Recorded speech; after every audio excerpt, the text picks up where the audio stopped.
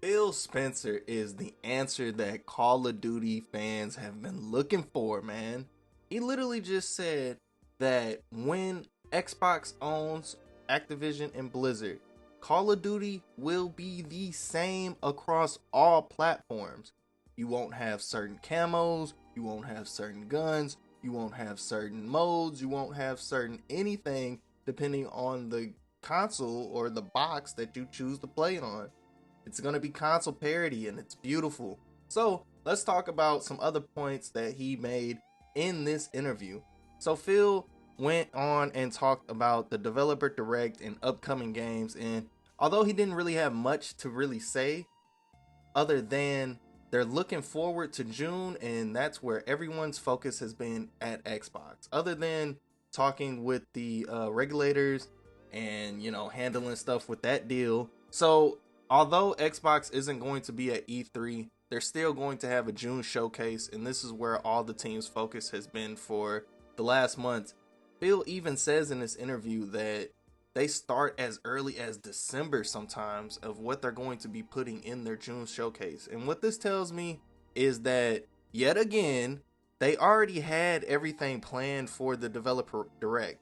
So all that stuff was meant to be early 2023, as they told us at the end of the developer direct. It was all early 2023.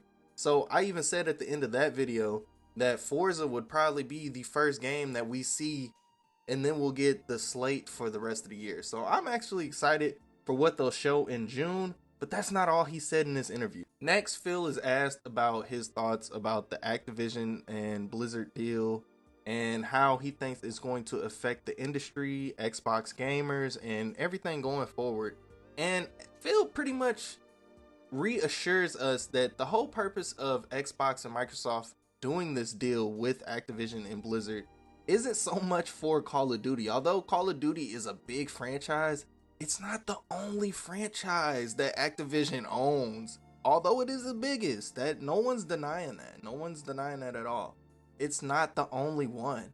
And I think Phil is trying to hit home that they're really just trying to get into mobile, because besides Tencent, Activision is one of the biggest mobile developer publishers out there. So they want to really get into the mobile space with Activision and Blizzard. So that is a good step there. And I mean, of course, they do want to get more games, more exclusives on Xbox platforms, but he did reassure that games won't be taken away or anything like that. Now, speaking of Call of Duty, like I said earlier in the video, Phil said that Call of Duty, he wants it to be equal on all platforms. You shouldn't get a certain skin or a certain mode if you play on a certain platform. And me personally, as a Call of Duty fan, I have been preaching this for years, man, because it makes no sense. It divides the player base. I've seen it in Cold War. I've seen it in Modern Warfare 2019. Like, all these games had certain modes that were locked to PlayStation, and it kind of killed the mode because nobody played it after a certain point because the player base just wasn't there anymore. So Phil goes on to say that he wants to keep these games equal across the platform, and I think that's probably the best thing that could happen to Call of Duty right now, if we're going to talk about Call of Duty. I think finally a good place to wrap up the interview, like Phil did, and a good place to wrap up this video, is that Phil continues to say that he's going to keep games on these platforms. He's not going to pull games. Games won't be pulled from platforms, but games will be exclusive in the future.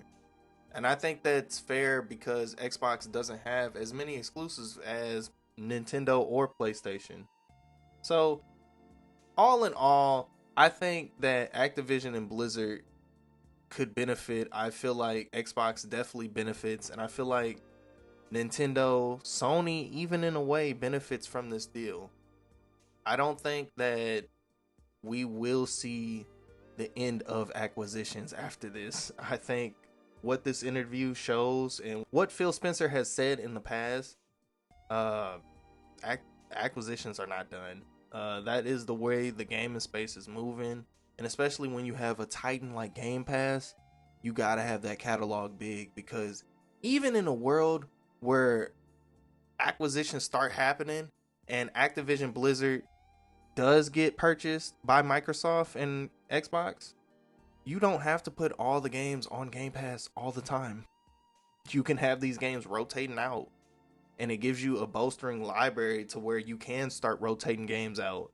And yeah, these games leave this month. Maybe they're gone for like 2-3 months, but hey, they're coming back around this certain time, or they're coming back because the fans demand it. Or, you know, it's a good way to get the community more involved and people more appreciative of these games. And I don't know. I feel like it's crazy. I grew up in video rental stores, and this has nothing to do with the video now, but that's just Game Pass in a nutshell, and it's cool to see it kind of brought back, but in a digital way. So anyways, let me know what you guys think of this interview. I will link the interview down below in the description if you want to check it out for yourself. Let me know what you think. Drop a like on this video. If you're new here, make sure you hit that subscribe button. Everybody new or old, make sure you hit that bell icon so you never miss another video. And man, Phil Spencer, dude, he is a cool ass guy. If you watch any of his interviews, I don't see how you could not want this guy representing your gaming, because when I look at him and then I look at a guy like Jim Ryan that doesn't even play video games, it's like night and day, man. The people over at Xbox are amazing, dude. I really wish that one day I can work with them, but I guess we'll see. So anyways, I will catch you guys in the next video. Peace out.